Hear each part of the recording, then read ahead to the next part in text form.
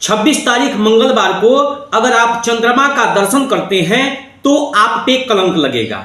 यह चंद्र दर्शन निषिद्ध है। भाद्रपद के शुक्ल पक्ष के चौथ तिथि को सायंकाल जो भी व्यक्ति चंद्रमा का दर्शन करता है उसे कहीं ना कहीं कलंक लगना निश्चित है। इसलिए अगर आप चंद्रमा का दर्शन करें तो यह कथा जो कृष्ण भगवान का समयंतक मणि का कथा है जरूर सुने, तब आपको इस कलंक से मुक्ति मिलेगा। मैं आप सबको यह कथा सुना दे रहा हूं। अगर आप चंद्रमा को देखे हैं तो सुन लें, अगर नहीं देखे हैं तो आगे अपने इष्ट मित्रों के पास इस कथा को सेंड कर दें। तो आप सब इस कथा को सुख सागर के माध्यम से सुनेंगे। समयंतक मणि का कथा यह ऐसे है कि सत्राजीत नाम के एक राजा थे। वे बहुत भगवान सूर्य का तपस्या किए और भगवान सूर्य का जब खूब तपस्या किए तो भगवान सूर्य प्रसन्न होकर के उनके पास आए और बोले कि वर मांगो।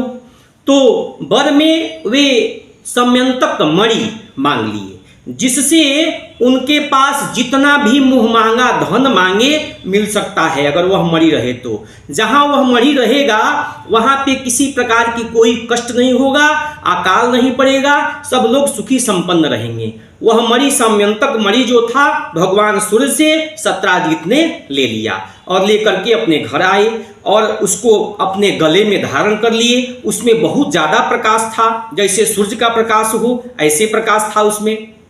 एक दिन भगवान कृष्ण भगवान का दरबार लगा हुआ था। उस दरबार में सत्राजीत पहुंचे और पहुंचते ही बहुत ज़्यादा प्रकाश हुआ जब उसमें, तो सब लोग प्रसन्न हो गए कि भाई कौन आ गया, भगवान सूर्य तो नहीं आ गए यहाँ पे। तब सबको पता चला कि नहीं, यह सत्राजीत हैं जो भगवान सूर्य से मणि लिए हैं वरदान में, और वह मणि जो है यह सब प्रकाश कर रहा है। तब वहाँ पे सभी लोग एकत्र होकर के अपने में मत किए कि यह मणि भगवान कृष्ण के लायक है और इस मणि को भगवान कृष्ण को दे दिया जाए। और यह प्रस्ताव सत्राजीत को भी लोग सुना दिए कि आप यह मणि द्वारिकाधीश कृष्ण भगवान को दे दें। लेकिन सत्राजीत ने यह देने से इनकार कर दिया और सत्राजीत अपने घर चले गए। उसके बाद प्रसेनजीत उनके जो भाई थे वे उस मणि को अपने गले में धारण किए और धारण करने के बाद वहां से चल दिए जंगल में आखेट के लिए। जंगल में जब गए तो घोड़ा पे सवार होकर के, तो वहां पे उनको एक सिंह जंगल में उस प्रसेनजीत को मार दिया और प्रसेनजीत को मार करके वह मणि अपने गुफा में लेकर चला गया। फिर सत्राजीत को इंतजार हो गया, बहुत प्रतीक्षा करने लगे कि भाई मेरा भाई जो गया अभी तक आया नहीं, लेकिन वे तो मारे गए थे। और उसके बाद उसी जंगल में जामवंत जी रह रहे थे। जामवंत जी को दिखाई दिया कि भाई शेर के गुफा में बहुत बड़ा प्रकाश दिखाई पड़ रहा है। वहाँ पे जामवंत जी पहुँचे और वहाँ से उस मणि को जो शेर था उसको मार दिए और उस मणि को लेकर के चले आए और अपने गुफा में ला करके अपने बच्चों के पास उसको दे दिए। उनका बच्चा जो है खूब बढ़िया से खेलने लगा उस मणि के साथ, उनकी बच्ची जो है खेलने लगी। अब यह कलंक भगवान सूर्य कृष्ण भगवान पे यह कलंक लग गया। क्या कलंक था कि सत्राजीत दरबार में गए थे और कृष्ण ने इस मणि को मांगी और कृष्ण भगवान को सत्राजीत ने मणि नहीं दिया, तो उनके भाई को मार करके और कृष्ण मणि ले लिए हैं, जबकि कृष्ण भगवान कुछ नहीं जानते थे इसके बारे में। अब उस कलंक से मुक्ति के लिए भगवान कृष्ण उस मणि के खोज में चल दिए। जब खोजते खोजते जंगल में गए तो उनका घोड़ा मरा हुआ पड़ा था। उसके बाद आगे देखते हैं तो बाघ मरा हुआ पड़ा था। उसके बाद देखते हैं कि एक गुफा से प्रकाश आ रहा है, उस गुफा में वे चले गए और गए तो अपने जो साथी थे उन लोगों को कह दिए कि आप लोग यहीं पे रहिए, मैं इस गुफा में से होके आता हूं। गए तो उनकी बच्ची के सामने वह मणि जो था लटका हुआ था और बच्ची खेल रही थी। जा करके जब मणि को स्पर्श किए तब तक उनकी बच्ची चिल्ला गई। चिल्लाने के बाद वहाँ जो जामवंत जी थे उठे और आकर के भगवान कृष्ण से युद्ध करने लगे। लगातार 28 दिन तक भगवान कृष्ण का और जामवंत जी का युद्ध हुआ। लगातार 28 दिन तक युद्ध चलते रहा।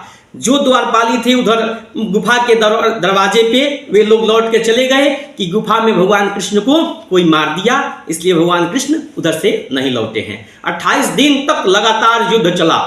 जब युद्ध में कोई पराजित नहीं हो रहा था तो जामवंत जी सोचे कि भाई है कौन जो हमसे पराजित नहीं हो रहा है, हमसे तो कोई भी पराजित हो जाता है। तब जामवंत जी ध्यान करके और देखे तो वे भगवान विष्णु के अवतार कृष्ण भगवान थे। तब वे पैर पे गिर गए और कहे कि भगवान आप हमसे इतना दिन से युद्ध कर रहे हैं और हमको पता भी नहीं, इस यहाँ पे आने का उद्देश्य बताइए। तो भगवान कृष्ण ने कहा कि ऐसी ऐसी बात है, इस मणि के लिए मैं आया हूँ। तो अपनी बेटी जामवंती का विवाह भगवान कृष्ण से जामवंत जी करा दिए और दहेज में वह मणि दे दिए। फिर इस मणि को लेकर के भगवान कृष्ण द्वारिका में पहुंचे और उस मणि को सत्राजीत को दे दिए कि भाई हमारे ऊपर कलंक लगाए थे तो यह मणि आप ले लीजिए, क्योंकि यह मणि हम नहीं लेकर गए थे, ऐसे ऐसे विधि व्यवस्था है। यह मणि जामवंत जी के पास था, गुफा में था, वहां से हम लेकर के इसको आए हैं। अब सत्राजीत शर्मिंदा हुए और उस मणि को अपने सत्यभामा नाम की जो बेटी थी का विवाह इस भगवान कृष्ण से कर दिए और फिर दहेज में सत्राजीत उस मणि को कृष्ण भगवान को दे दिए कि आप ही अपने पास इस मणि को रखिए और मैं इसको आपको दहेज में दे रहा हूं। तब जाकर के भगवान कृष्ण से यह कलंक छूटा। इसलिए जब भी आप अगर चौथ के चांद को देखते हैं, दर्शन करते हैं, तो आपको यह कथा सुनना अनिवार्य है। अगर आप कथा नहीं सुनते हैं तो आपको कलंक लगना है, क्योंकि भगवान कृष्ण यह चांद देखे थे तो उनके ऊपर भी कलंक लगा था। इसलिए आप भी इस कथा को सुने। इस कथा सुनने मात्र से कलंक समाप्त हो जाता है। अगर आप नहीं देखे हैं चंद्रमा तो आगे इस कथा को बढ़ा दें, सेंड कर दें और अपने इष्ट मित्र को भी बताएं। धन्यवाद। जय श्री कृष्ण।